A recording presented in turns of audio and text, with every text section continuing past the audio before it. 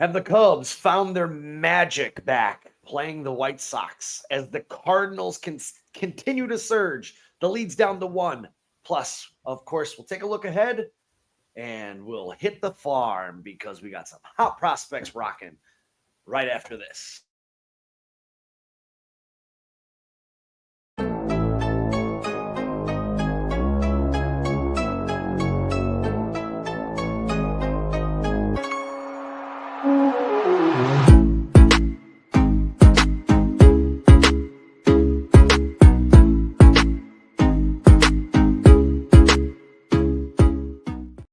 Hello again, everybody, and welcome to 4-Star Chicago Sports. This is the Northside 9, and as usual, I got my boy Kyle in the house. It's a special Sunday edition as the Cubs try and pull their head out of their you-know-what on Sunday. Kyle, how you doing, man? I know it's been a long week for you. I'm doing all right, man. How are you? I'm living, so I can't complain. I can't complain too much.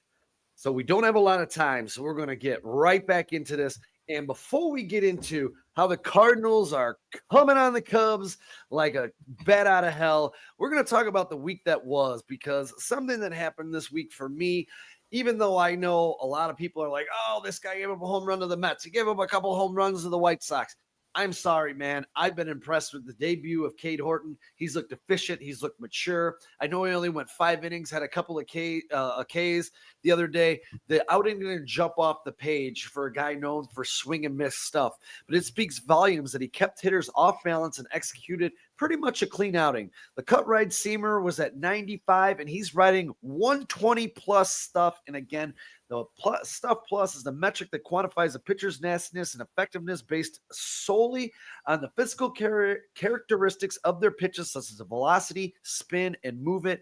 It essentially separates the pitcher's stuff from their location and control and command. Plus stuff value at 100 represents league average. In his first 2 starts, Cade Horton is at plus 120. I mean, he's a weapon even without having people chasing strikeouts. Kyle, what is your early impressions in New York and his fantastic debut and victory on the home front on the north side? Yeah, I mean, Sean, I would say, it couldn't be any better, but obviously it could. But I'm thoroughly impressed. We talked about this last week. There's going to be an adjustment period. This is a guy who's been playing. He hasn't played that much baseball in AAA, Sean. He dealt with an injury all year last year. He only played what's 9 games this year, 9 games, something like that. So you knew this adjustment period was coming. We talked about this last week. He's not here to save the day, Sean. He's not the knight in shining armor. What they need from Cade Horton is to get better every single day. As far as I could tell, that's what he's doing. And he's at this point, like I said, I don't believe he would have been brought up here if it wasn't a necessity. I think the Cubs, the only reason they brought him up here was due to the injuries to Shota Minaga and Justin Steele. They kind of forced their hand in a way. But I like what I've seen so far, Sean, and I expect him to get better. Yeah, for me, what you just touched on, he has less than 200 innings pitched between the majors and the minors, and I expect, some hiccups. But from what I see, they're easy fixable hiccups. He left the ball a little middle too much for me against the White Sox, and they jumped on top of it. I don't know if that just happens to be nerves, or just inexperience, but he was mixing in that sweeper and that curve with that 4-seamer. And to me, it was encouraging.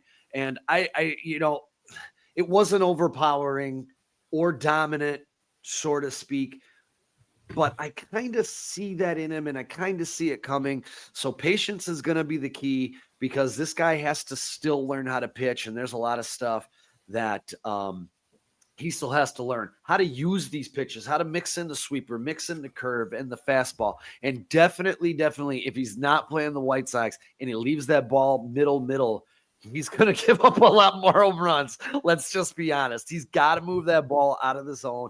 You saw some of that nasty stuff, that change. He had some of the hitters fooled. He struck out Soto with it in New York, where that ball was coming right down the middle and just whoop, right, dropped out an 84-mile-per-hour changeup that made Soto look silly, quite frankly, because it bounced at the plate. So I like what I see.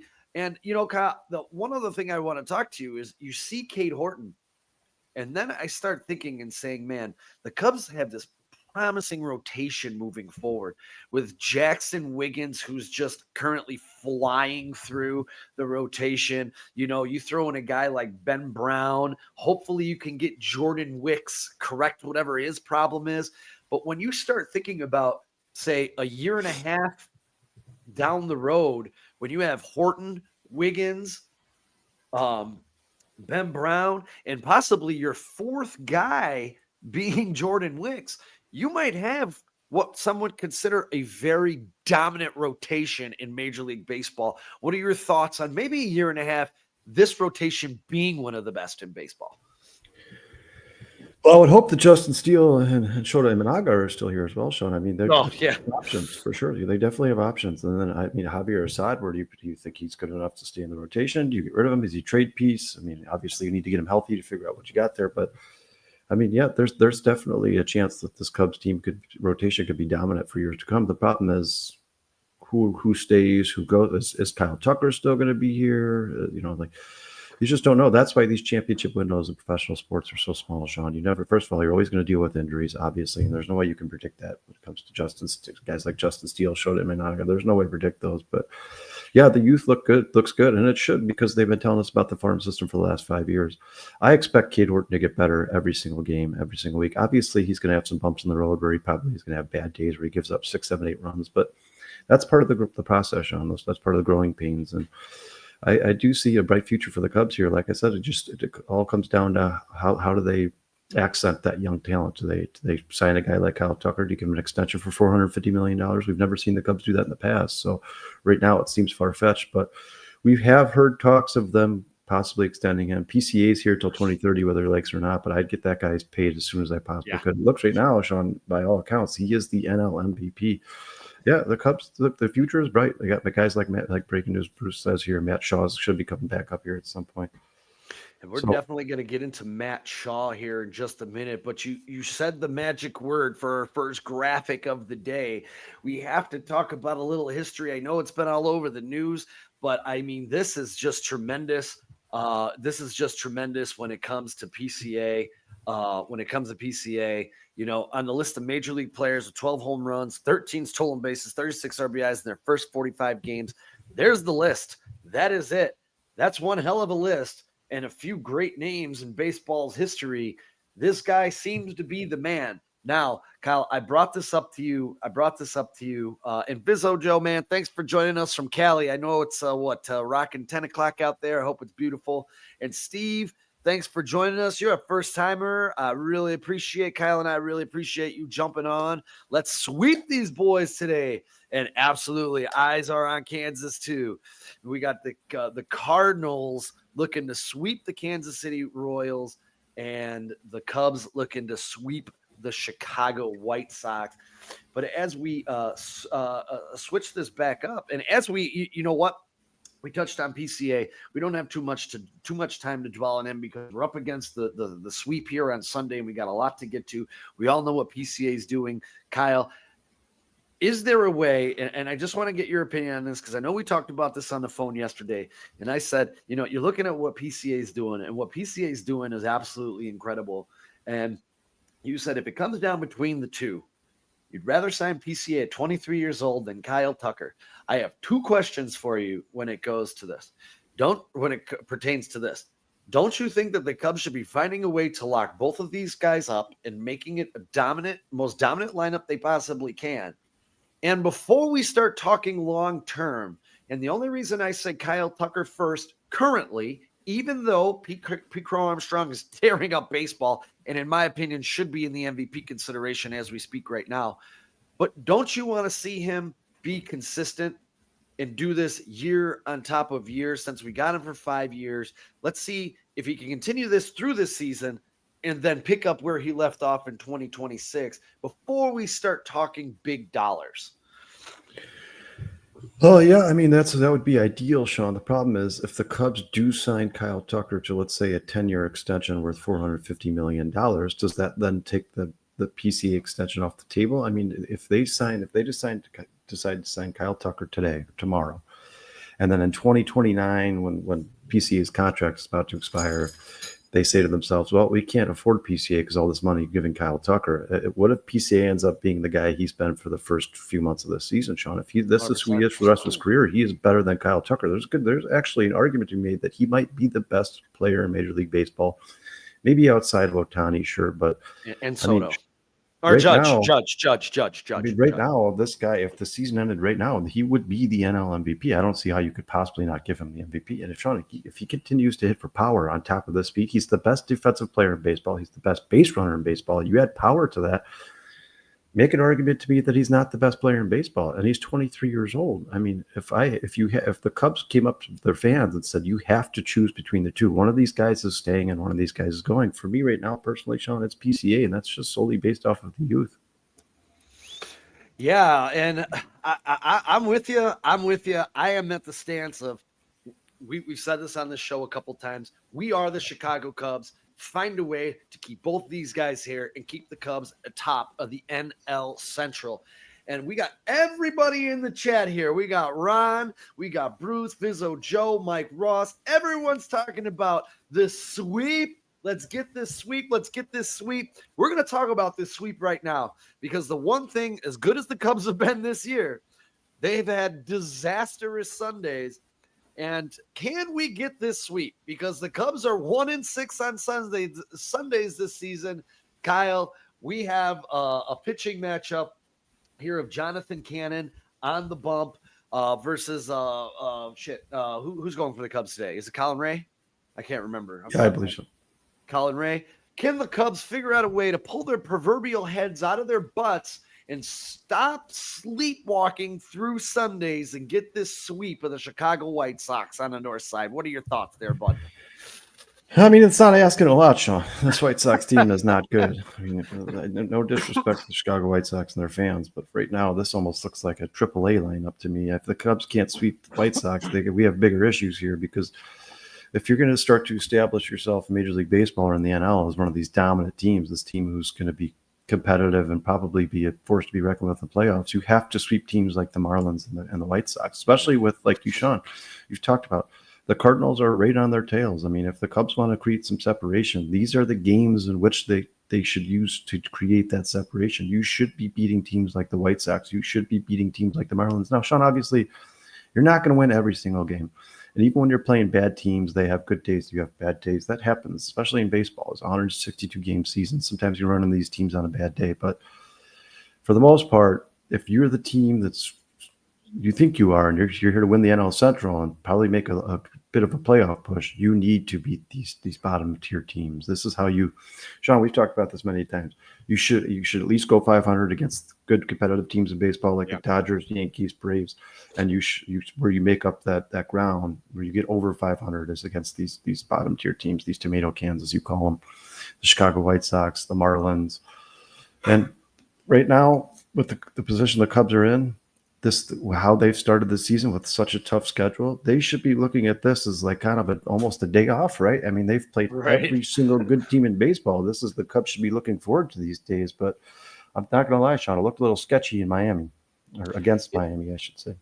It did, and I'll let Kyle touch on this too here really quick. Vizzo, Joe, I'm not worried about Kyle Tucker. I'll tell you why I'm not personally, because I know he's had some weak ground balls, but he's still drilling the ball. They just happen to be at people. And, in a 6-month baseball season, no matter who you are, you're going to have these ups, you're going to have these downs.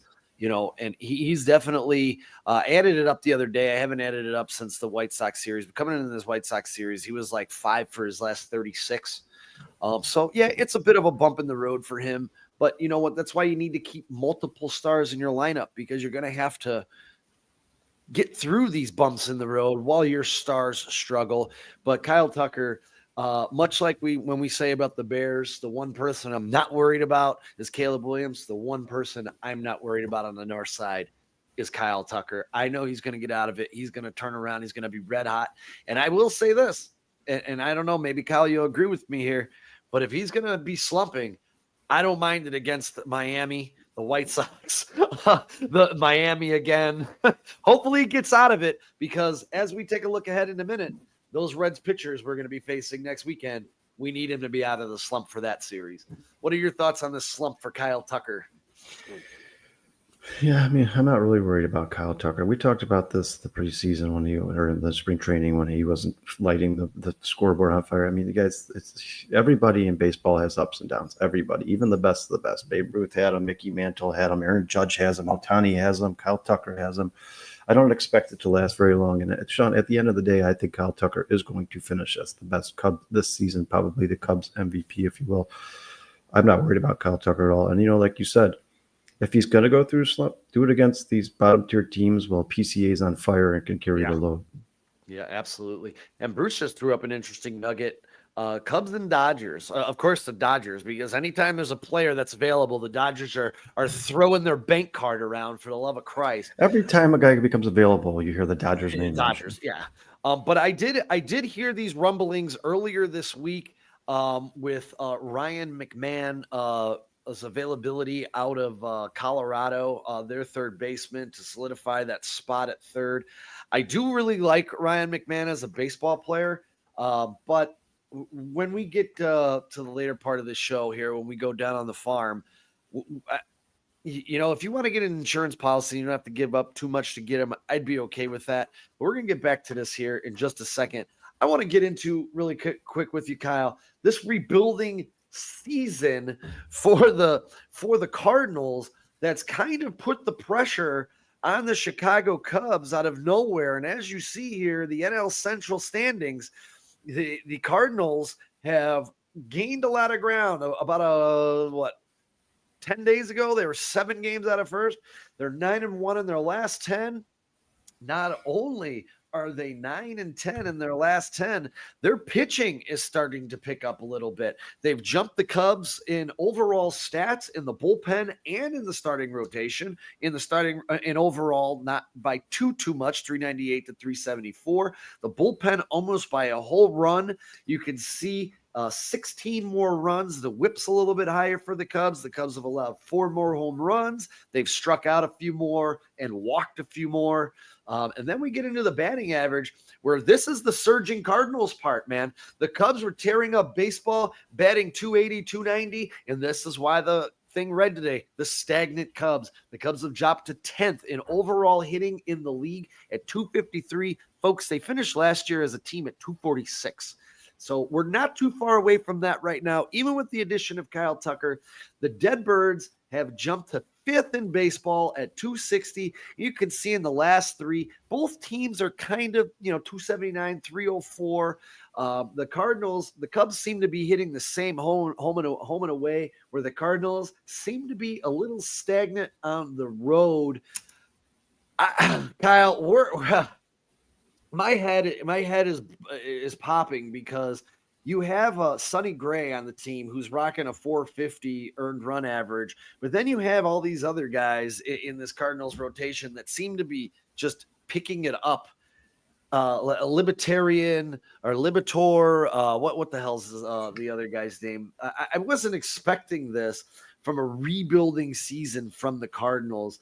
First off, Kyle, dig into this a little bit. Where are your thoughts? Do the Cardinals have staying power? Do you think this is a team that can stay on top and battle the Cubs all year? Because I'll be honest, this was one thing coming into April I was not worried about at all, was these jerk-offs nipping at our coattails.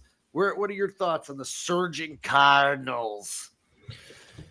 No, Sean, I've watched the Cardinals the past few weeks here, and I've actually kind of done like a deep dive into the roster there. I just don't think it's realistic for them to sustain that success. Listen, people could say, "Oh, you're a biased Cubs fan. Of course, you don't think the Cardinals will continue to be good." Go look at the roster, Sean. I mean, some of these guys are playing out of their minds right now, and even the statistics you put up on the screen there, particularly for the Cubs bullpen, some of that stuff is skewed as well, Sean. I think right now Presley and Hodge have the 2 highest earned run averages of anybody in the bullpen. We know that that's skewed, Sean. Outside of that one really, really bad game Presley had, for the most part, he's been pretty good. I think his ERA was somewhere around 3.5 before that really bad game in which he gave up 9 runs in the 11th inning or whatever it was. And then Porter Hodges had 2 bad outings. You take those 2 bad outings away, that ERA drops a ton.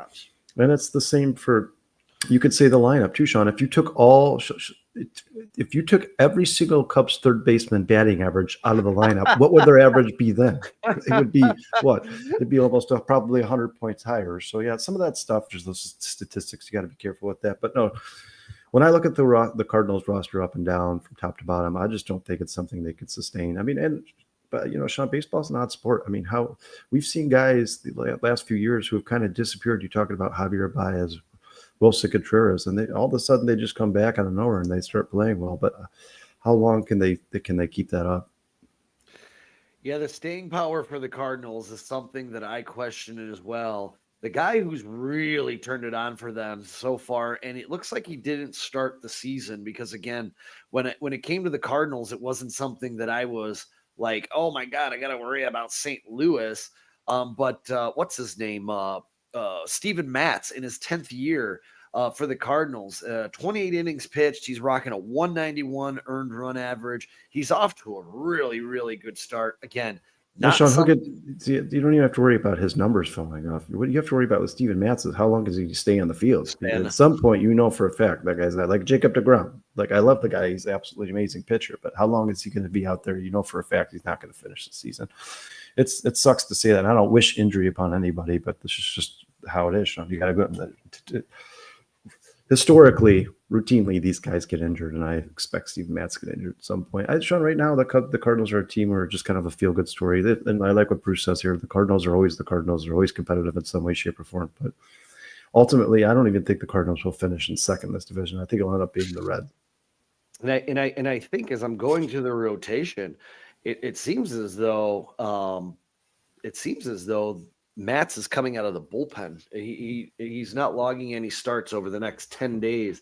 So it looks like he's a bullpen piece. And again, I haven't really paid too much attention to the Cardinals until this last week. And I was like, holy crap. They did handle the Mets. They did get swept by the Mets. But during this hot streak, they took 2 out of 3 from the Phillies. They took 2 out of 3 from the Mets. So they did beat some good teams, some teams that gave the Cubs some problems. And fortunately for us, I don't believe that we have the Cardinals on the schedule anytime soon. So hopefully they come back down to earth. And I believe our first time playing the Cardinals is 6/23, and that will be right here on the north side of Chicago. So we got about 6 weeks for them to, or no, about a month. What's today's date? I don't even know what today's date is. Baseball is it's a game of averages, and right now the Cardinals look pretty good. But I think by the end of the season they'll probably be somewhere around 5-10 games over 500. I think you're going to see some more downs for the Cardinals coming up here. I mean, it's like I said, just go look at the roster. So first of all, these guys are playing probably better than they are. No disrespect to anybody in the roster. And second of all, Sean, I mean they're thinner than the Cubs are. If they have one massive injury to that team, which we just talked about. I mean, Matz himself is a guy who's never been able to stay healthy for his entire career. If they lose a guy like we did in Justin Steele, that's pretty much going to be it for the Cardinals. And it's not like they're lighting the world on fire. I mean, they're 26-20. I mean, they've been good as of late. But Sean, we've seen teams like the Oakland Athletics have 20 game win streaks when they were one of the worst teams in baseball. Baseball is just a fucky sport. It's odd. It's just the way the ball rolls, man. Sometimes these teams get hot, and it's like I said, everybody's kind of feeding off one another, the rotation, the lineup. But eventually, I expect the Cardinals to become exactly what their roster is, and that's average. Yeah, and they're not really hitting the ball out of the ballpark either. They have no double-digit home runs. They have 44 on the season, as opposed to the Cubs who have 65. They don't take a lot of walks either. So I'm kind of with you on this. They're surging right now. They're making this fun for baseball. And here, let's be honest, when the Cubs and Cardinals are battling together and both teams are good, it does a lot for baseball. It does a lot for the ratings. It does a lot for the fans. It gets us fired up. So for me, this is a good thing because I'll sit here and be honest with you. I agree with you 100%, Kyle. I think the Cubs are a better baseball team than the Cardinals altogether. And there's no doubt, Sean. That's not even a question. Yeah, and when I look at the Central, I said it on our preview show, and the Reds have kind of hit the skids here as of late. But I still think the Reds are going to be the team that the Cubs have to worry about more so than the Brewers, the Pirates, or the Cardinals when it all gets said and done. That Reds lineup is absolutely amazing.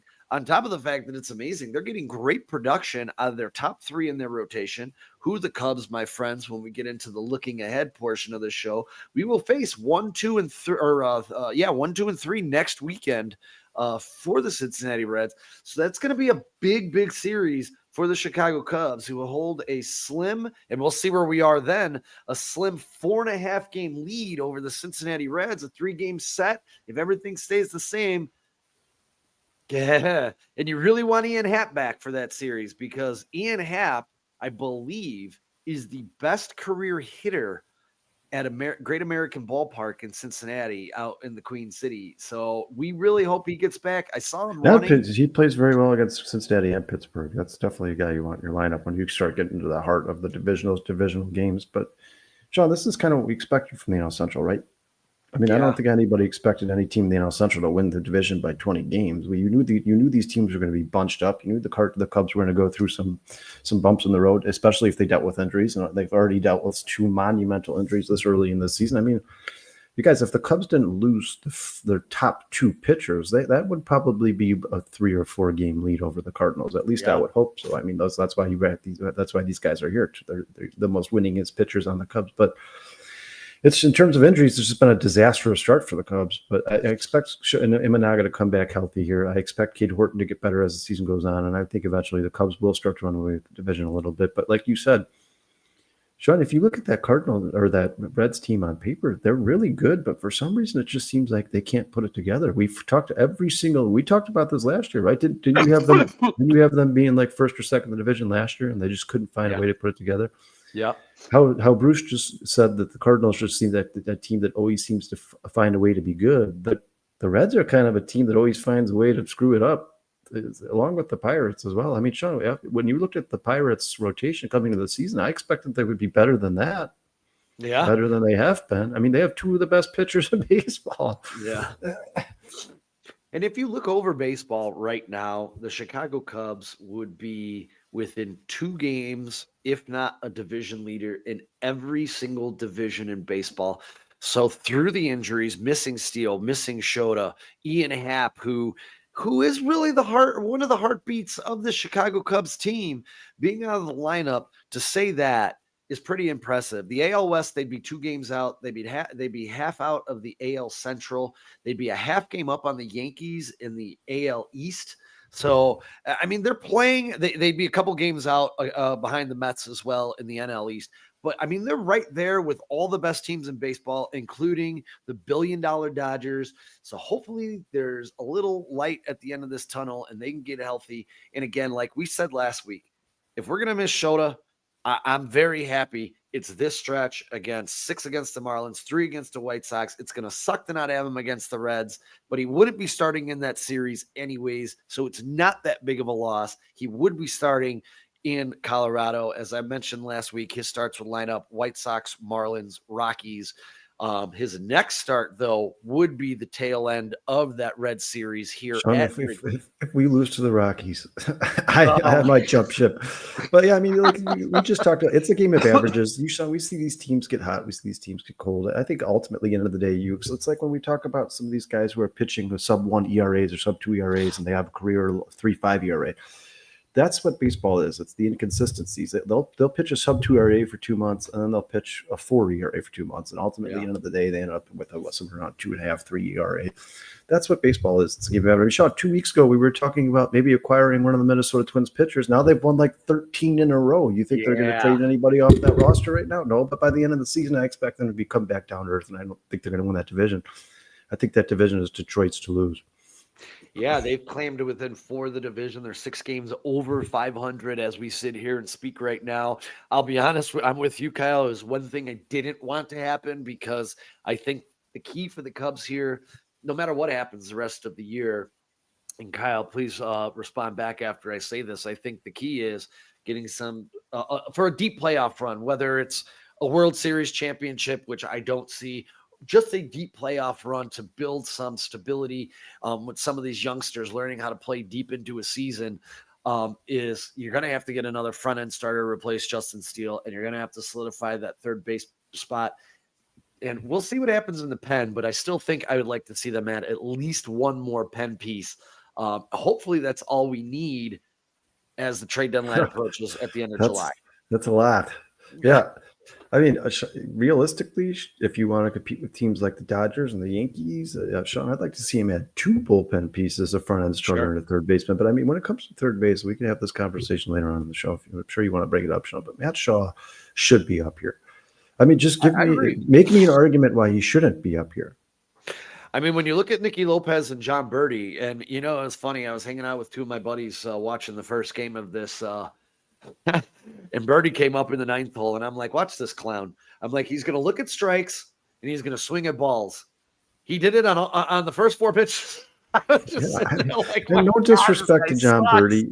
In his career, John Birdie's been kind of a journeyman who's just kind of just like that average baseball player, right? You like somebody you bring in if you're in a pinch. But just if you look at the batting averages for third base, and I'm talking about everybody who's played there, Nicky Lopez, Brujan, I think Justin Turner played a game there. John Birdie, none of these guys are lighting the world on fire. And if you ask me, I think the guy who was best defensively there was Matt Shaw. So what's the point of putting him in the minors? At this point, you should do the same thing you did with PCA. Just bring him up here and be patient. There's nobody is adding wins to third base if Matt Shaw's not there. As a matter of fact, I believe, Sean, I believe that those guys combined, the Bruhans and the Birdies and the Lopez, I believe they, if I remember correctly, I think they have a lower WAR than Matt Shaw did when he was here. So they're actually losing you games. So you might as well bring him back up here. And I don't know if anybody's been watching, but Matt Shaw is currently lighting AAA on fire. Well, Vidal Brujan, that guy should only be coming in as a pitch runner. He's lucky he had that double. That was an awful play. That's the difference between the teams like the White Sox, the Cubs. That was the worst right field play I've ever seen in my entire life. It looked like an 8-year-old trying to catch a fly ball. And we usually do save this for down on the farm, but since we're talking about it right now, this is where we're at with Matthew Shaw and where Matthew Shaw is for the Chicago Cubs. In his 23 games since being set down, you can see he is doing just fine. And the big stat I like to look at here is the stat that's flipped. Because when he was up here, his strikeout percentage was higher, his walk percentage was lower. I love seeing that flipped down in AAA. Not to mention, and I saw this last night, he's made a slight adjustment in his stance. Thank God. That has apparently starting to pay dividends. And I'm sorry, I would like to get more into that. I had a very brief moment where I saw that this morning and didn't have time to delve into it too much. But he has made a little adjustment. And this morning actually was the first time I actually saw this. So he has changed it up. And look at his last 2 games here, Kyle. 5 for 9, 4 RBIs, or 4 home runs, 5 RBIs, 17 total bases. I'm with you, man. I think it's time. Well, and real quick, I mean, not that has anything to do with this, but I think he also did something only a handful of players in the history of baseball have done. I think a couple of days ago, he led off the game with a home run and he had a walk-off home run in the same game. But that's besides the point, Sean. If the goal for the Chicago, there's only been like 5 people in baseball history to do that. Yeah, and if the goal for the Chicago Cubs in sending Matt Shaw down was to kind of like wake him up or per se light a fire under his ass, I think they've done it. I mean, look at those numbers, especially for the last 2 games there. But even since he's been set down, he's hitting over 300. Like you said, the walk rate has gone up. The strikeout rate has gone down. He's hitting home runs. He's hitting for power. He changed his stance. You know, we talked about this on the show, Sean. I didn't like anything about Matt Shaw's stance. If you start out in a closed stance like that, you're basically losing that split second to try to catch up to that fastball. The fact that he's changing his stance a little bit, it's just good to hear for Cubs fans. Cubs fans should be happy to hear that. But I mean, if what they did send him down was to motivate him, then obviously he's motivated. Bring him back up here. Sean, if it was up to me, once again, no disrespect. These guys are Cubs. We obviously love the Cubs. We love everybody who plays for them for the most part. But I would like to see Nicky Lopez not on this team. For me personally, I mean, if you're rostering the Nicky Lopez's and John Birdies of the world, then what chance do you going to stand against the mighty Los Angeles Dodgers or the New York Yankees in a World Series? I mean, you wouldn't stand a chance. If there's no reason the Cubs, we're the Chicago Cubs. They had a chance to go get a third baseman in the last couple off seasons, a la Matt Chapman, who was available. They decided not to do it. They decided they were going to go through the farm system. All right. Well, you told us that Matt Shaw was going to end up being the third baseman of the future. Where is he? Bring him up here. Why are Right. is it just me, Sean? Or are the Cubs very consistent when it comes to these prospects? How come one guy gets to be up here for a year and go work through his struggles, and another guy gets 3 weeks? It's like how fast they ship Matt Mervis out of here. And I'm not saying Matt Mervis is going to be one of the best players in baseball, or they shouldn't have done that. But I mean, do you think 19 plate appearances is a fair chance? This No, is the toughest. Hitting a major league fastball might be the toughest thing to do in Yeah. all professional sports. You're going to give this guy 19 at bats. Like Matt Shaw needs to come back up here. They need to be patient with him and take their time. I'm sure the Cubs aren't in love with Cade Horton has done so far. He's certainly had some issues, but that's what you expect. You expect these inconsistencies, and you got to stay patient with these guys. I expect by the end of the season that Cade Horton's probably going to be one of the best pitchers on this team. That's part of the sport. Baseball's a tough sport. These guys spend 5, 6, 7 years in the minors. There's no other sport in which that happens. And Kyle, to your point earlier about the leadoff and game winner, those are the four: Ian Kinsler in 09, Reed Johnson in 03, Erstad in 2000, and Vic Power in 1957. I understand it happened at the AAA level, but that's how rare what he did is. I mean, in the history of baseball, 4 other people have done it. I'll say this because we talked about him last year.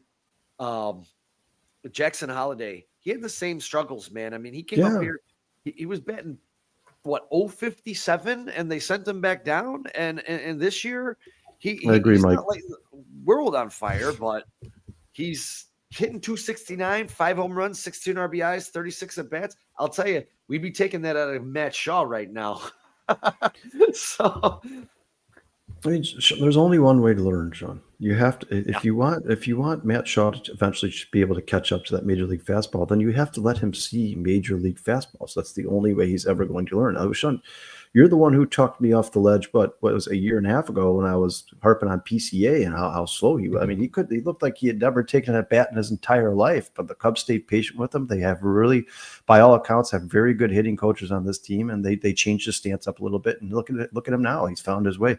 I think the same thing could be said for Matt Shaw. You just got to be patient. And this is a guy who not only was he number one on and he was number 1 on the Cubs farm system, but Sean, there was other sports writers outside of Chicago before the season started saying, take Matt Shaw to be the NL Rookie of the Year. Like, if this guy has that much potential and he's really that good, and people honestly believe he's going to be one of the best hitters in baseball at some point, then just leave him up here and kind of let him simmer a little bit. I think the only way you can learn is to face major league pitching. It's the only way. I love this. I guess he goes, Vic Power, what a baseball name. I guess Sick Power would be better. Yeah, and Sean, Bruce said in the chat there, he said Matt Shaw's not in the lineup today, so I don't know if that's something you should read into. I don't know if that means that he's going to end up coming up here, but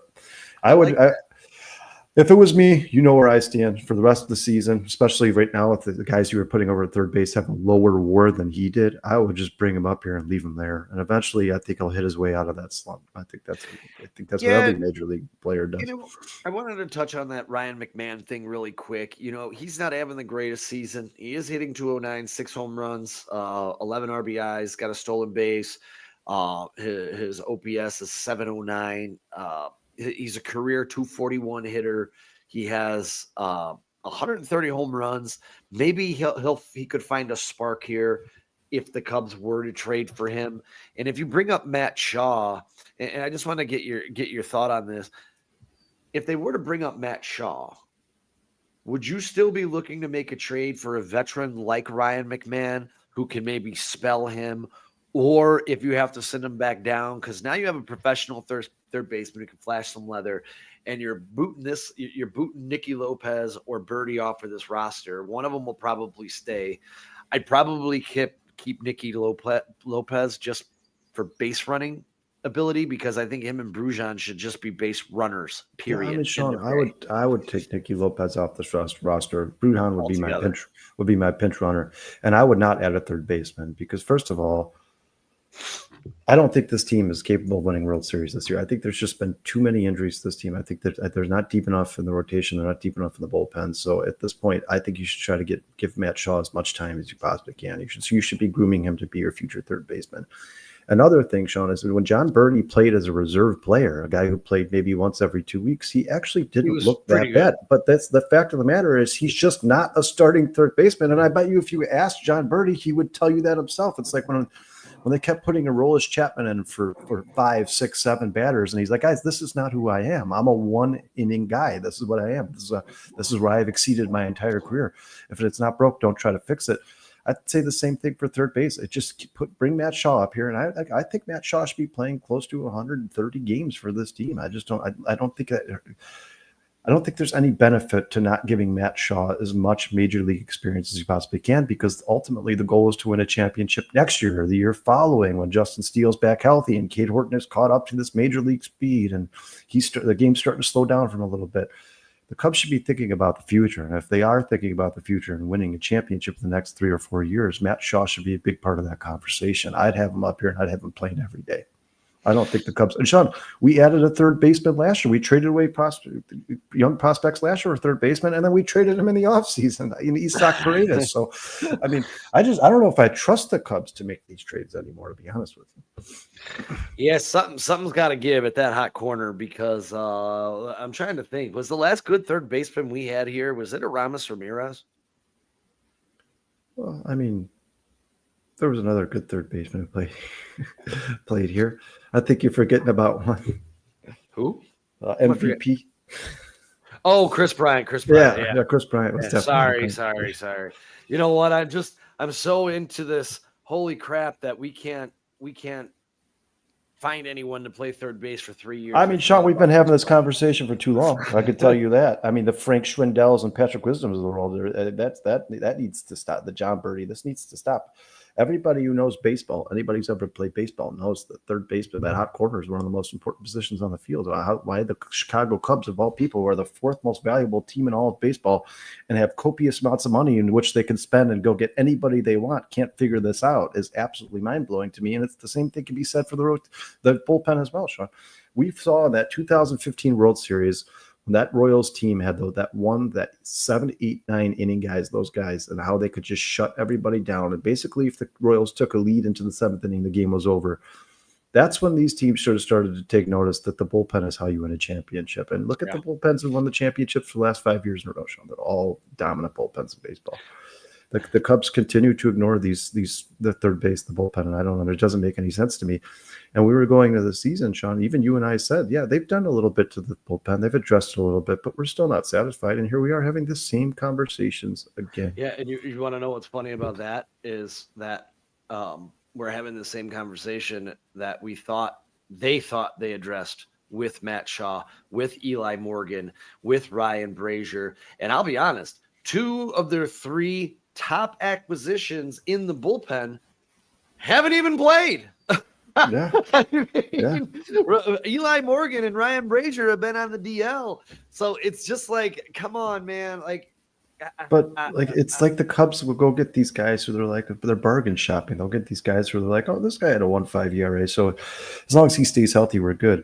But then you look at the guys who are brought in to back him up. So, like your reserve players, your depth, your guys in your AAA team, and it's like, you guys, so we sustain one injury and now we have to settle on a guy who's got a career 6 ERA. Like, why? You're the Chicago Cubs. You guys can't add depth to this team? Or they've been preaching to us about the farm system for the last 5 years. Where are these guys? Where are they? We were ranked the number 2 farm system in all of baseball 2 years ago. Why? Because of PCA? Is that it? That's all we got? Hey guys, and I'm surprised. I'm sorry, I forgot about Blue Jesus. I didn't mean to. He was one of my favorite Cubs. It's just been, I feel like this black hole at third base for so gosh darn long. It's what, 10 years, 11 years since he's been here now, or 10 years, 9 years, 7 years. This is no disrespect to Chris Bryant, because I love him, and without Chris Bryant, we were not winning World Series. There's a chance that at the time he was the best Chicago Cub, but man, he has not been good since. Chris Bryant has all but disappeared. And Steve, as you talk about that, Justin Turner was working with Matt Shaw in the batting cage. and they actually talked about this in one of the pregame shows on Marquee. Not only that, the other thing that is just mind-boggling when it comes to helping him is Dustin Kelly helped Miguel Amaya and helped PCA with their stances, their swings, and getting their mechanics in the box right. I'm mystified at why Dustin Kelly was not allowed to work with PCA and say, hey, be his personal mentor here for a little bit, because obviously this guy knows what the hell he's doing. So a little surprising to me. I'm not going to lie on that. So who knows? Hopefully he's coming back up here. What did they expect? You tell me, Sean. What do you think the realistic expectations were for Matt Shaw as the Cubs organization? They thought he was going to come here his rookie season and hit 400 and 15. Right. I mean, what did you expect? What did you think was going to happen? PCA is probably an all-around better player than Matt Shaw, and he went through the same struggles.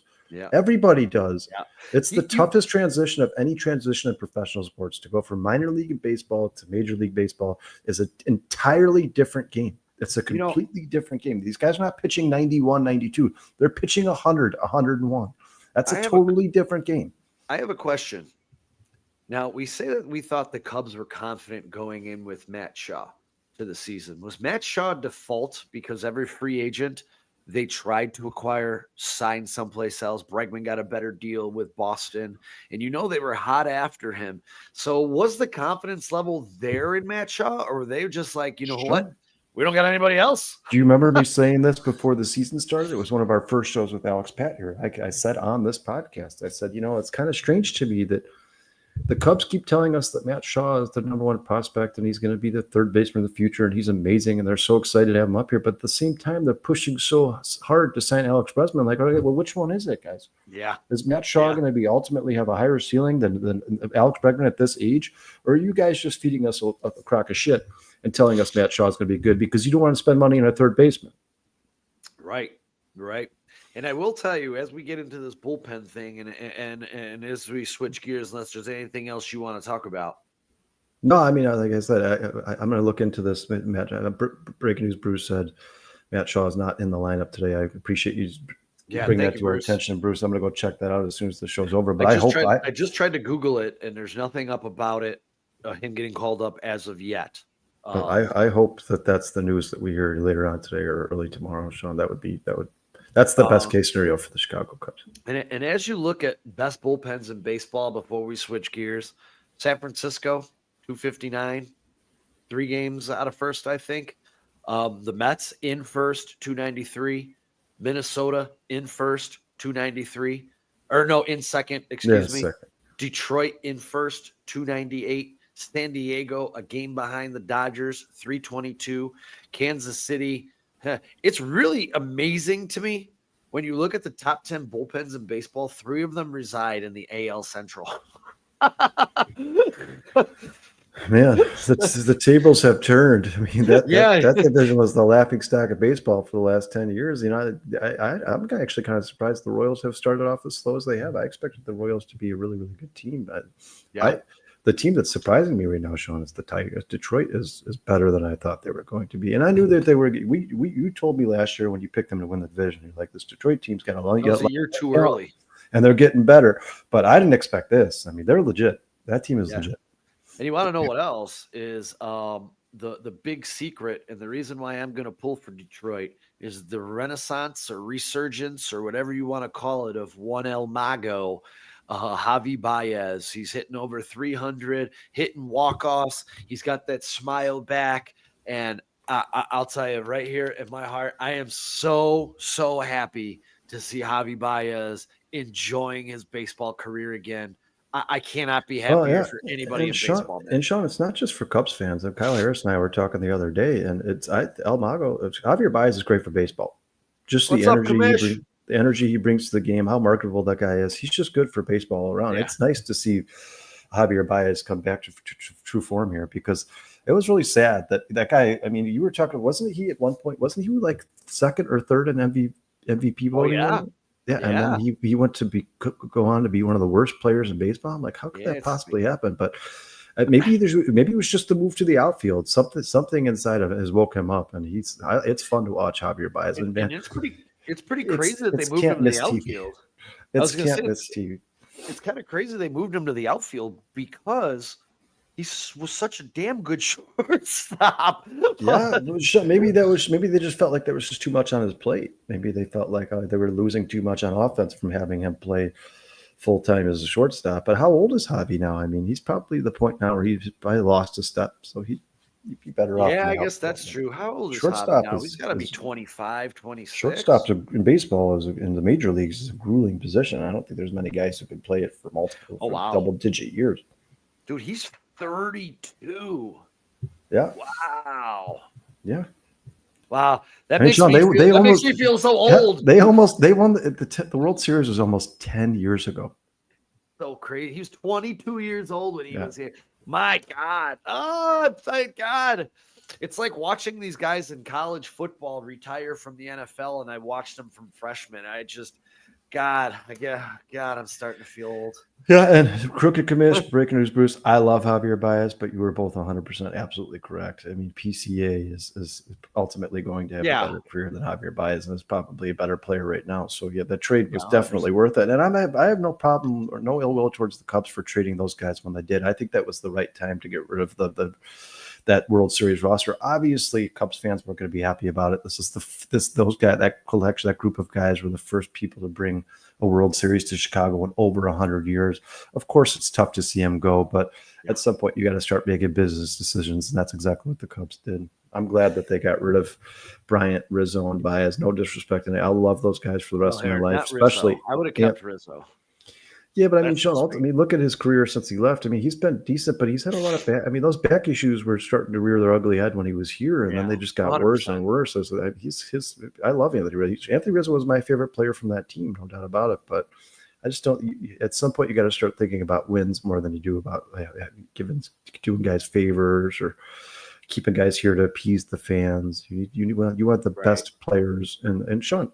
If Rizzo was here, you probably wouldn't see Michael Busch standing at first base, and you love that guy. I do. I do love me some Michael Busch. And for those who missed it, he didn't start the season on a team, but Anthony Rizzo did sign a contract with the Boston Red Sox. And I don't know if he's up on the active roster or not, but he did sign a contract, and good for him.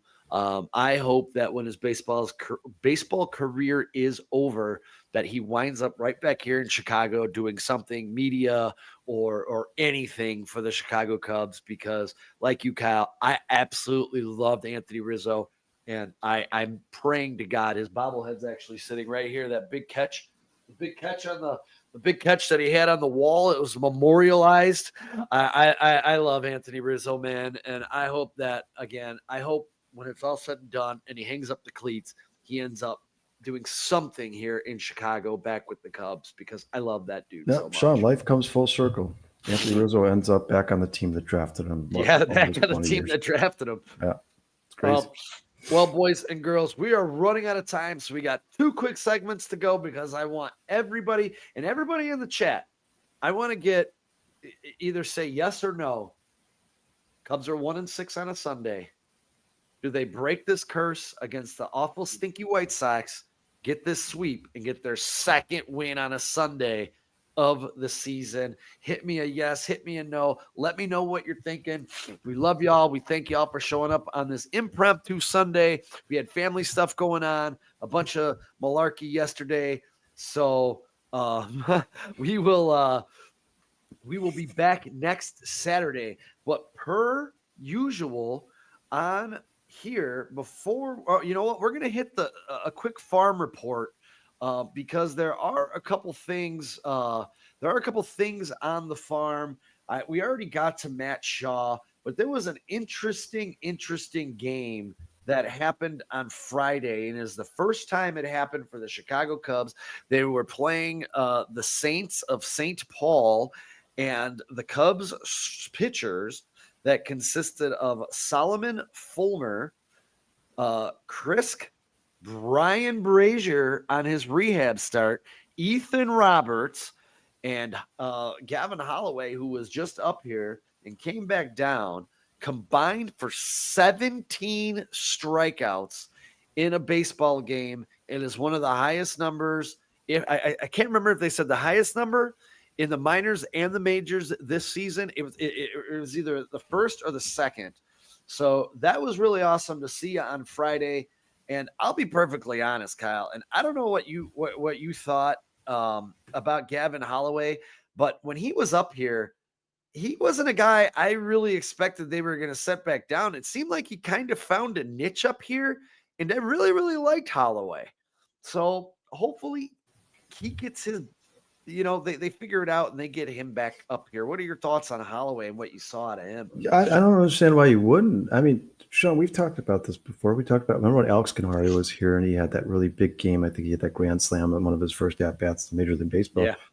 Listen, even if you don't like him and you think ultimately he's going to average out to be a pretty average, whatever, below average player, ride that hot hand until that happens. Why not? I mean, Holloway looked awesome when he was here. I would just keep letting him pitch until he had that blow up moment where he starts to look like the guy they probably think he really is, and then send him back down. But ride it for as long as you can. The Cubs can use as much help in that bullpen and the rotation as they possibly can get. So if a guy comes up here and is pitching well, I would ride it for as long as you can. Yeah, 100%. I don't want to get in the same conversation we have every single week, but what does Keegan Thompson have to do to deserve to get a chance in the major league? It just doesn't. Well, sometimes, Sean, even the way that Craig Counsell's used the bullpen lately, just with the way the Cubs have dealt with their minor league team, the farm system, some of it just doesn't make sense to me. And they probably know more than we do, and they probably know what they're doing, and there's a rhyme and reason to what they're doing, but it just doesn't make sense to me. Like, what does Keegan Thompson? What does he have? What do you expect? What are you asking out of Keegan Thompson? What does he need to do to be brought up to the major league team? What does he have to do? I don't know, because I mean he's having a pretty damn good season here for the AAA Cubs, and I honestly thought in their last barrage of call ups that he was going to be the guy who got the call, and he wasn't. And I'm just digging into his numbers. He has had a couple of rough bumps in the road. He's up to a 376, got a 125 whip. He's got 38 strikeouts and only 8 walks. So he's not walking people. He's given up 25 hits in 26 innings, so just under a hit an inning. I think he's got roughed up in a couple of starts here and there. You're expecting him to come up here and be Rivera, the best closer or reliever in the history of baseball. What Keegan Thompson is to me is the guy who's had major league experience that can eat up innings for you. These games in which the Cubs are either up 5, 6, 7 runs or down 5. So hopefully, I hope not, but let's say they are down 5, 6, 7 runs. Keegan Thompson come up here and pitch 4 innings for you and probably only give up a couple of runs, if any. There was also days where Keegan Thompson, when he's hitting his spots, when he's got that location, he's good. He's really good. And then that's the problem with Keegan Thompson. You know that there's going to be days where he's just not, but at least he can come up here and eat those innings. I mean, it's not like the Cubs bullpen has been absolutely amazing and remarkable. And it's like, we put a guy with a 3 ERA up here. Look at and put him amongst these guys who have sub 1 ERAs. I mean, outside of Daniel Palencia, you go look at the Cubs bullpen and look at all those earned run averages. It's not good. It has not been good. And I will tell you, one of the moves I questioned was Daniel Keller or Brad Keller, coming into the season. And he's been a really consistent, big bright spot for the Cubs. Consistent. I think he still has a ERA over 3, but for the most part, a couple bad ones there. But yeah, that's the other thing about baseball, Sean. It's just sometimes the statistics are skewed. Now, listen, is Ryan Presley perfect? No. Do I want him to be the closer? No, but he shouldn't have a 7 ERA. He's been better than that. Better than that. And we do have a little relief of a couple of guys who've been red hot in the minor leagues right now. A couple dominant performers of the week. One of my favorites, and I touched on him beginning of the year and said Ethan Roberts, I think, would be a big contributor to this bullpen. He's got 9.2 innings pitched and 0.93 earned run average, a 1.03 whip, 43% strikeout to 7% walk. He is absolutely tearing it up right now. And another guy we've been waiting for, a power pitcher. Hopefully he's figuring it out. One of Kyle's favorite guys, Luke Little, 15 innings pitched, 1.17 earned run average, and a 0.59 whip.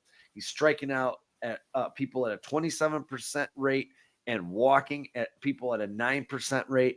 There might finally be some development and some people that come up and help if there's some injuries. I don't know what we do. What are your thoughts here? And I know you love Luke Little. What are your thoughts on maybe that big man coming up and helping the Cubs get this thing back on track and out of that bullpen? Because it is a 440 earned run average. We'd like to see that dip down at least a run. Yeah, well, first of all, I'm going to say what's up. Who's Weaponized? I've never seen you here before. Thank you so much for joining the show, man. Please hit that like and subscribe button. We appreciate you joining the show. Yeah, absolutely. Please continue to leave the comments, man. We try to get to as many of them as we possibly can. He says, "I've wondered why we didn't call up Luke." I agree with you. I mean, once again, Sean, you're talking about a team whose bullpen has struggled since the beginning of the year. We've been talking about these conversations for 3 years. Luke Little's another one of those guys where until he like implodes, I would just leave him up here and let him sprinkle him in from time to time. Like one of those games where it's not a high leverage situation. The Cubs need more flamethrowers. They do. They're one of the only teams in baseball that just is not stocked with flamethrowers. Almost every pitcher in baseball nowadays is throwing in the upper 90s or lower triple digits.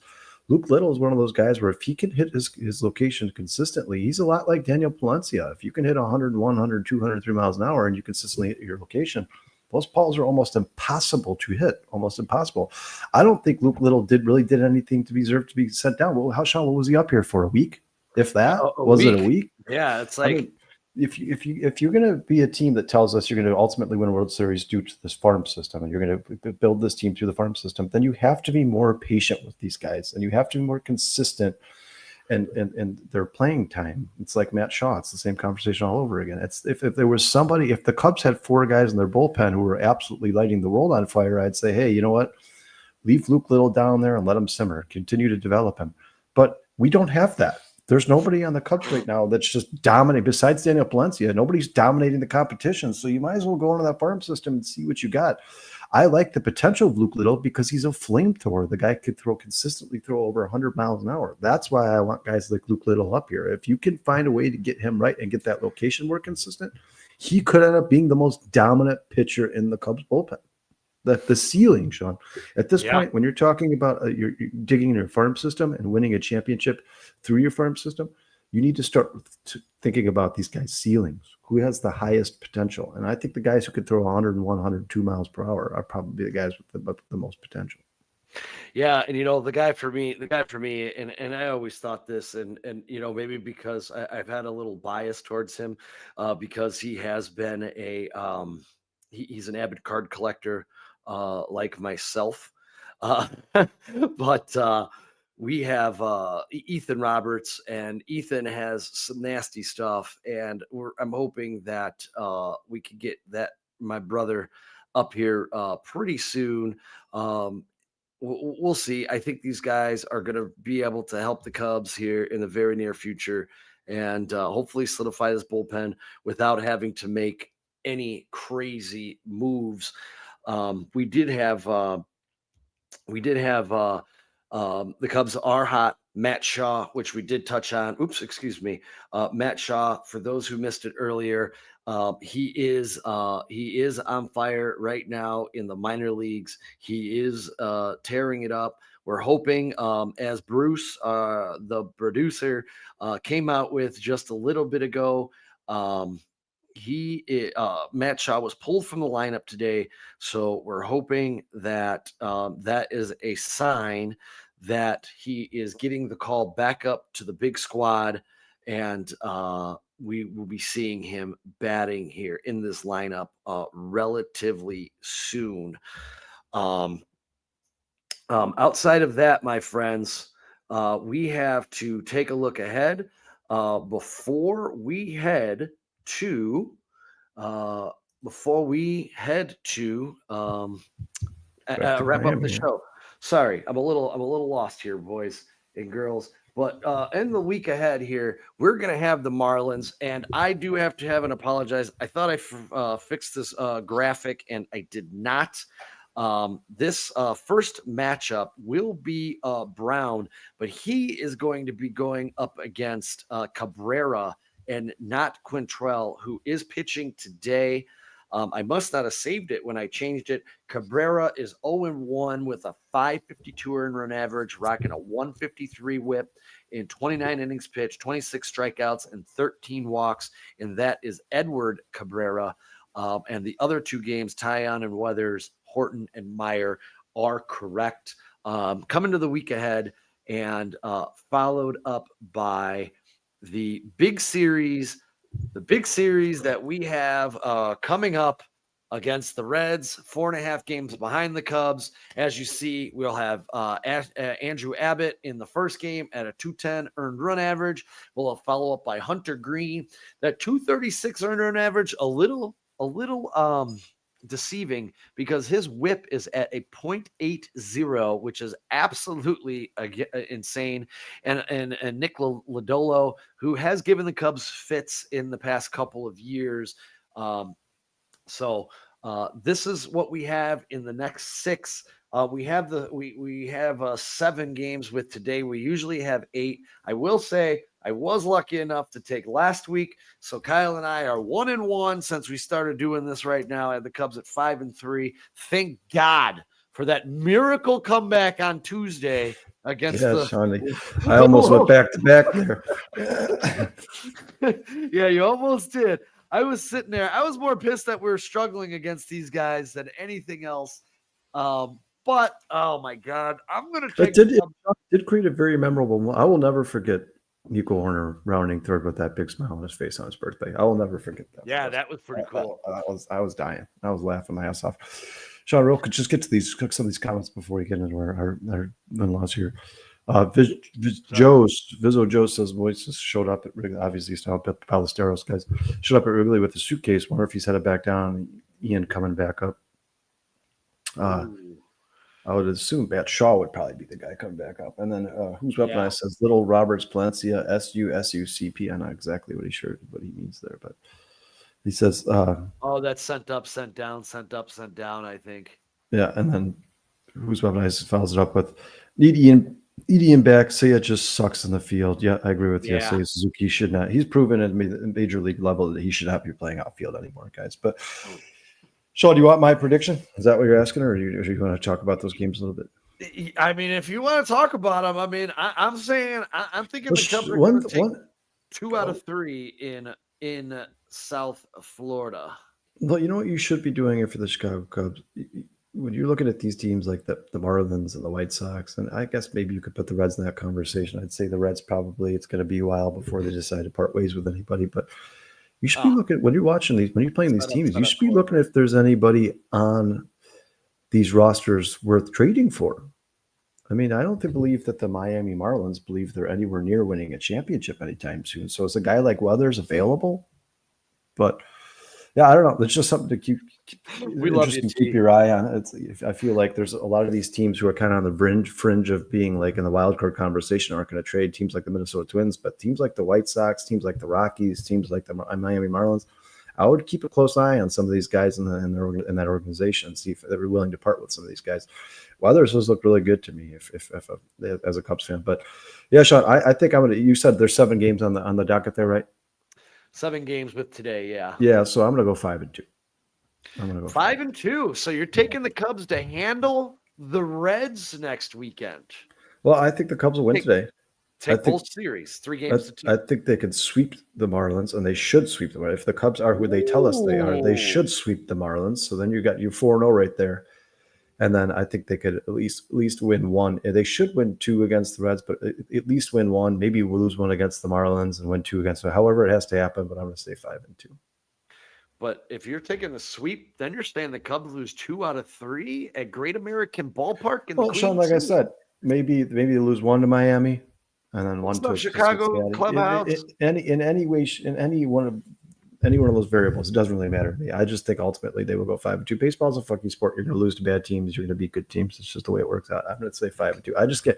I can't come up here and say 7-0 or 6-1 because then I just sound like a biased Cubs fan. I am going to go stick with your brain, not your heart. No, I'm going to go 5-2. I'm going to take the Cubs, obviously winning today. I'm going to take them winning today. That's just to give me. If they figure out a way to blow this on a Sunday, I'm going to pick them to lose every Sunday the rest of the freaking year. I'm not going to lie. I'm not going to lie. Colin Ray's been really good for them, John. I think he's right so far into this season, considering they've lost 2 of their best pitchers. He's been kind of their get right guy, right? Colin Ray's kind of Yeah. like he stops bleeding for them. And I hate to keep saying this because eventually I feel like I'm going to talk it into existence, but I expect Colin Ray at some point to come back down to earth here and start to become more like the Colin Ray he's been his entire career around that four run ERA. But right now, I think they should. I'm going to keep riding that hot hand, and I think Colin Ray comes in today and stops the Sunday bleeding, and the Cubs. They should beat the White Sox 99 times out of 100. It's not a good baseball team. I agree. And this is for those keeping track of the Southside rivalry. This would be 4-6. This would be the Cubs' 7th win in a row against the Chicago White Sox. And here, I hate the White Sox. I'm one of the Cub fans that can't stand the organization, can't stand the team, won't root for them. Didn't watch the World Series in 05. I don't care. I'm a Northsider, true, and true. This is hysterical to me. I hope we kick their ass again today. I hope they continue to be the worst team in baseball because I just can't stand the White Sox and I can't stand their fans. I'm sorry. So not only do I think they're going to beat the White Sox today, I think they're going to beat a pretty handily again. I expect another 8-3, 9-3, 10-3 kind of ball game. I just don't. You look at that White Sox roster; it's just not good. It's not good, and that's no disrespect to Sox fans, man. I have friends who are Sox fans. It's just think, like I said, think with your brain, not your heart. You look at that White Sox roster; it's just not. It looks like a minor league roster. Half the guys in their lineup, when they played them for the first game a couple days ago, there, when I was listening to the game on the radio, I was like, I don't even know who any of these guys. Who are these guys that the White Sox are putting up to at bat here? I mean, you know Andrew Vaughn, Luis Robert. Outside of that. Your brother is really in love with that leadoff guy. What's his name? Midroth. Yeah. He actually called him out a few weeks ago as being a pretty damn good baseball player. Well, he is, but he's young. He's a prospect. He's gonna have good days and bad days. I expect him to ultimately be good, but not like a superstar. I mean, I'll tell you, he's all right. I'll tell you this: if you were watching the game yesterday, that home run he hit, that wasn't a bad pitch. That ball was high out of the zone. Yeah, somehow he got it. It was a good swing. He hit it out of the yard. But hey, Kyle, I'm with you, by the way. I'm going 5-2. I think the Cubs will drop one in Miami. I think they'll drop one to Hunter Green on Saturday, but I think they'll win the Friday.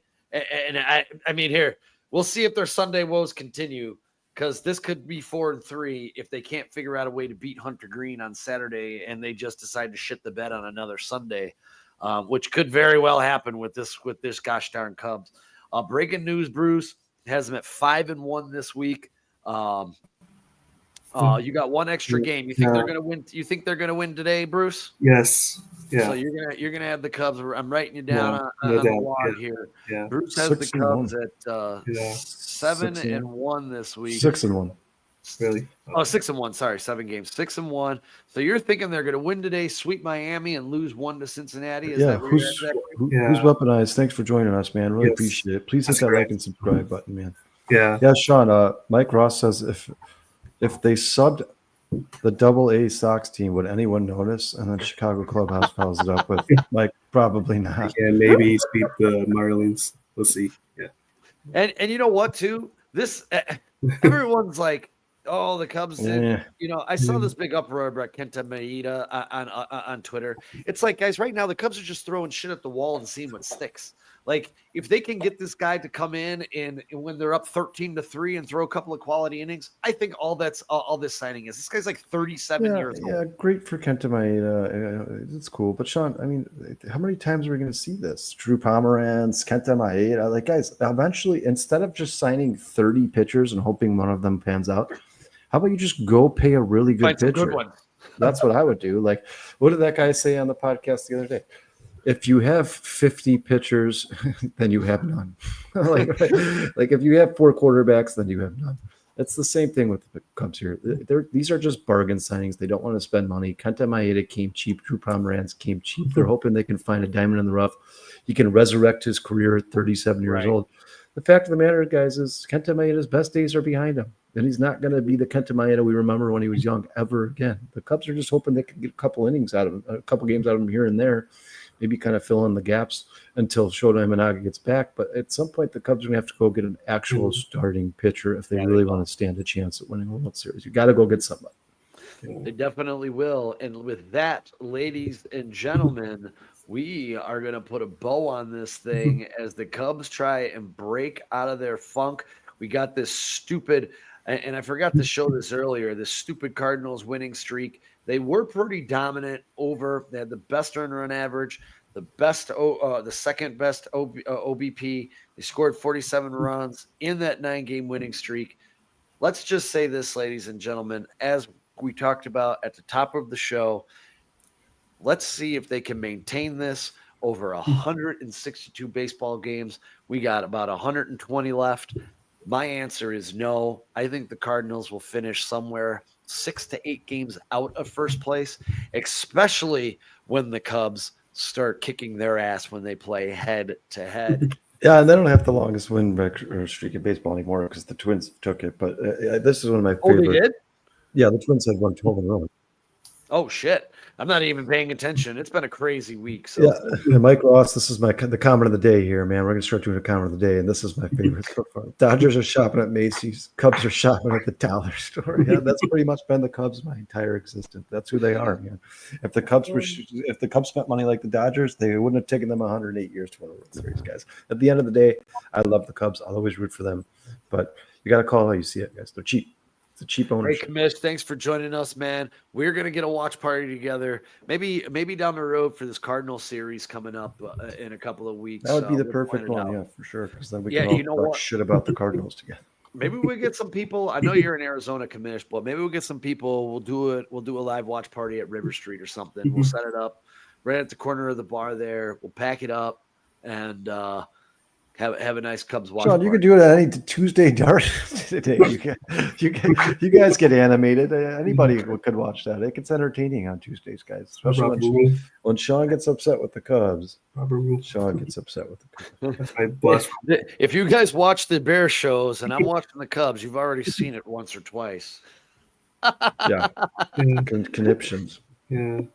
Oh, boys. Well, we got first pitch about 4 minutes away, and we don't want to keep any Cub fans away from that. So I want to thank Mike Ross, Crooked Commish, Robert Rue, who just checked in, Bizzo Joe, the Chicago Cubs, Chicago Clubhouse Network. Who's weaponized?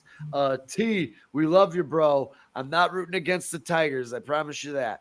If there's anyone in that division outside of the Royals, probably. No, the Indians or the Guardians, whatever they Sean just likes the AL Central. Yeah, I really do like the AL Central. You know why you like the AL Central, Sean? You don't even know, because subconsciously you've started to like these teams because they're always beating the shit out of the Chicago White Sox. That's why you like the AL Central. Man, thank you guys all so much for joining us on this impromptu Sunday. We're going to get back at it next Saturday. And don't forget, on Monday, we'll be back on the air for the Hallis Hall Hangover. On Wednesday, we'll be back on the air for the Barely There podcast. And Thursday, I believe Dustin is back this Thursday. If not, then you get to see my shining face 4 times in a week, which nobody really wants. So hopefully Dustin will be back. But until then, we love y'all. Yeah. Thank you guys for showing up today. We really appreciate it. Let's go, Cubbies. So much, let's get that sweep. And bear down, everybody. Bear down. Get your brooms out. Yep. Get those brooms. Broom down. Yep.